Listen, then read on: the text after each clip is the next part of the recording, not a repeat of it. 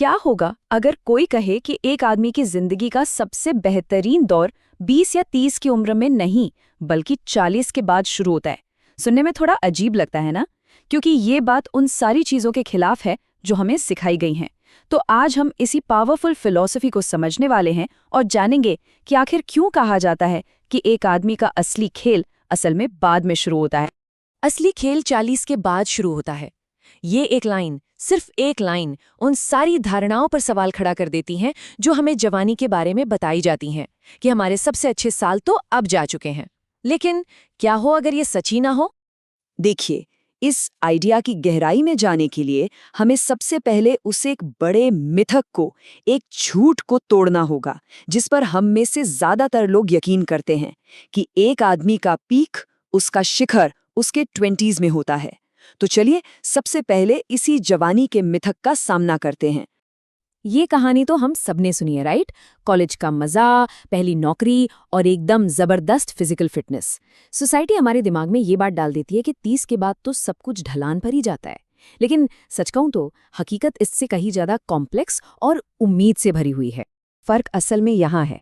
20 की उम्र में आपके पास एनर्जी तो बहुत होती है, लेकिन कोई डायरेक्शन नहीं होता, कोई नक्शा नहीं होता।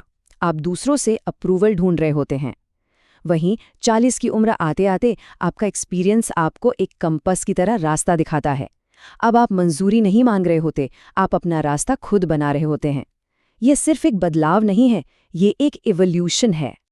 तो सवाल ये है कि इस एवोल्यूशन को पावर कहाँ से मिलती है? देखिए, ये उम्र के बारे में तो है ही नहीं। ये सारा खेल माइंडसेट का है। असली आकर्षण किसी की जन्मतिथि से नहीं, बल्कि उसकी मेंटल एनर्जी से आता है। तो ये मेंटल एनर्जी आखिर है क्या? जरा सोचिए, एक ऐसी स्टेट जहां अब किसी को इम्प्रेस करने की, कुछ भी साबित करने की जरूरत ही महसूस नहीं होती। आप बाहरी तारीफ के पीछे नहीं भाग रहे, क्योंकि आप अपने खुद के विजन, अपने मकसद से चल रहे हैं। आपकी मौजूदगी ही आपका असर बन जाती है और आपका वो शांत आत्मविश्वास आपकी पहचान बन जाता है। और ये कहावत इस बात को बिल्कुल सटीक तरीके से बताती है, मर्द वो नहीं जो सबसे तेज बोले, मर्द वो है जिसकी खामोशी जवाब बन जाए। मतलब बात ये नहीं है कि कमरे में सबसे ऊंची आवाज किसकी है, बात ये है कि वो मौजूदगी किसकी है जिसे कोई नजरअंदाज नहीं कर सकता।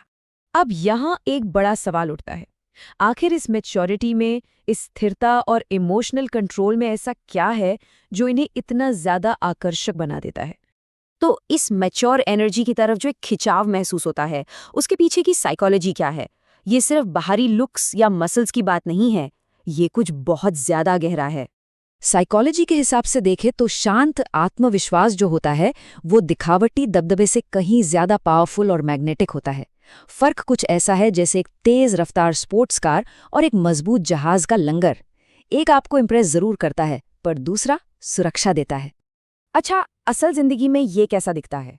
एक मैच्योर इंसान प्रभावित करने के लिए नहीं बोलता, बल्कि समझने के लिए बोलता है। वो रिएक्ट करने के बजाय सुनता है। वो जिंदगी में अफरा तफरी नहीं, बल्कि एक ठहराव, एक स्थिरता लाता है।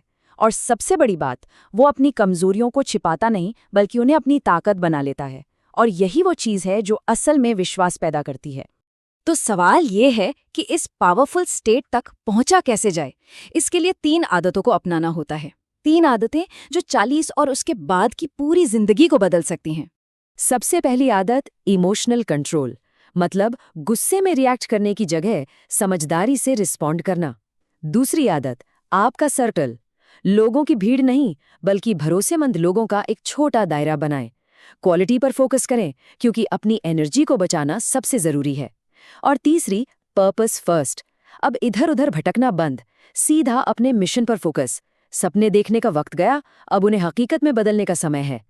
और जब ये 3 आदतें जिंदगी का हिस्सा बन जाती है ना, तब होता है आखिरी और सबसे बड़ा बदलाव। एक जागे हुए इंसान का जन्म होता है। और यहीं पर सोच पूरी तरह से बदल जाती है। अब फोकस लग्जरी पर नहीं, बल्कि लेगेसी पर होता है। अब चीजें इकट्ठी करने का खेल खत्म।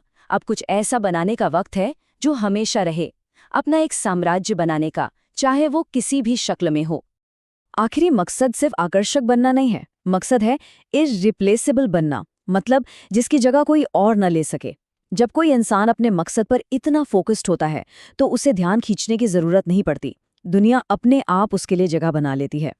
और आखिर में ये सारी बातें इस एक पावरफुल आइडिया पर आके रुकती हैं, जो इंसान अपने जीवन को समझ चुका है वो किसी और के जीवन में एक अर्थ बन जाता है। ये सिर्फ खुद को बेहतर बनाने से कहीं ज्यादा बड़ी बात है, ये दुनिया पर अपना एक असर छोड़ने के बारे में है।